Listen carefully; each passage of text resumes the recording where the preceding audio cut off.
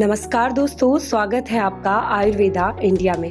दोस्तों आज हम आपको बताएंगे कि कोविड वैक्सीन लगाने के बाद कुछ जो साइड इफ़ेक्ट्स हैं उसके बारे में आज हम आपको बताएंगे। लेकिन उससे पहले यदि चैनल पर नए हैं तो चैनल को सब्सक्राइब कीजिए, लाइक कीजिए, शेयर कीजिए और बेल आइकन को ज़रूर क्लिक कीजिएगा नए वीडियोस के नोटिफिकेशन के लिए। दोस्तों आजकल कोरोना की जो वैक्सीन है सभी को उपलब्ध कराई जा रही है, आसानी से उपलब्ध हो गई है। तो ऐसे में WHO ने एक पब्लिक डॉक्यूमेंट जारी किया है कोरोना वैक्सीन लगाने के बाद होने वाले कुछ सामान्य से साइड इफ़ेक्ट्स के बारे में।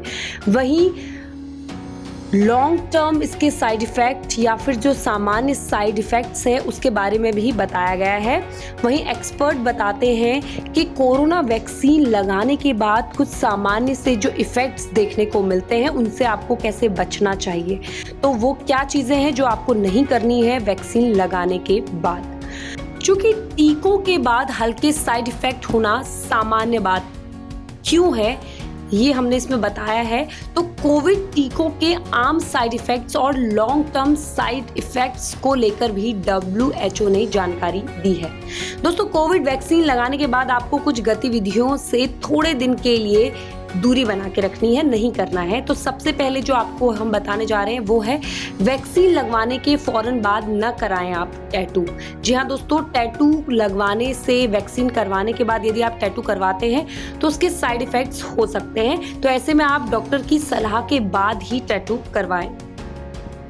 वहीं बात करेंगे अगला जो सामान्य सा इसका साइड इफ़ेक्ट है वो है कि आप इस वैक्सीन जो कि कोविड की जो आप वैक्सीन ले रहे हैं इसके साथ कोई अन्य वैक्सीन आपको नहीं लगवानी है।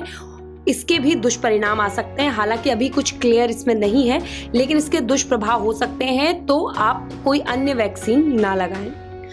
वहीं बात करेंगे अगले कारण की, तो एक्सरसाइज से थोड़ा आप परहेज करें। जी हाँ दोस्तों, यदि आप कोविड-19 वैक्सीन लगा रहे हैं तो एक्सरसाइज से थोड़ा परहेज आपको करना होगा।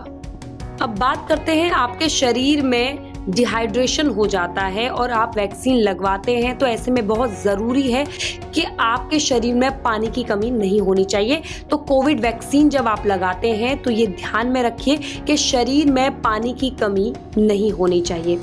वहीं अगला कारण हम बताएंगे वो है वैक्सीन सर्टिफिकेट जो भी आपको मिलता है वो आपको संभाल कर रखना है। जी हाँ दोस्तों, क्योंकि वैक्सीन सर्टिफिकेट को आप डिजिटली भी स्टोर करके रख सकते हैं अपने पास, क्योंकि हो सकता है कि आने वाले समय में जब आप दूसरी कंट्री में विजिट करें तो उस वक्त ये जो वैक्सीन का जो सर्टिफिकेट है ये आपके काम आएगा। कोविड वैक्सीन का जो सर्टिफिकेट है तो आप इसका इस्तेमाल वहाँ पे हो सकता है। तो ये कुछ चीज़ें हैं जो आपको ध्यान में रखनी है वैक्सीनेशन कराने के बाद। बहुत ही सामान्य सी चीज़ें हैं जिनका आपको ध्यान रखना है ताकि आप जो वैक्सीनेशन कराएं वो व्यर्थ ना जाए और आप जो है कोरोना से उभर सकें। तो दोस्तों ये हल्की सी गाइडलाइन है जो आपको फॉलो करनी है और ऐसे ही कोरोना से रिलेटेड जानकारी के लिए जुड़े रहिए अपने चैनल आयुर्वेदा इंडिया के साथ। स्वस्थ रहें, मस्त रहें।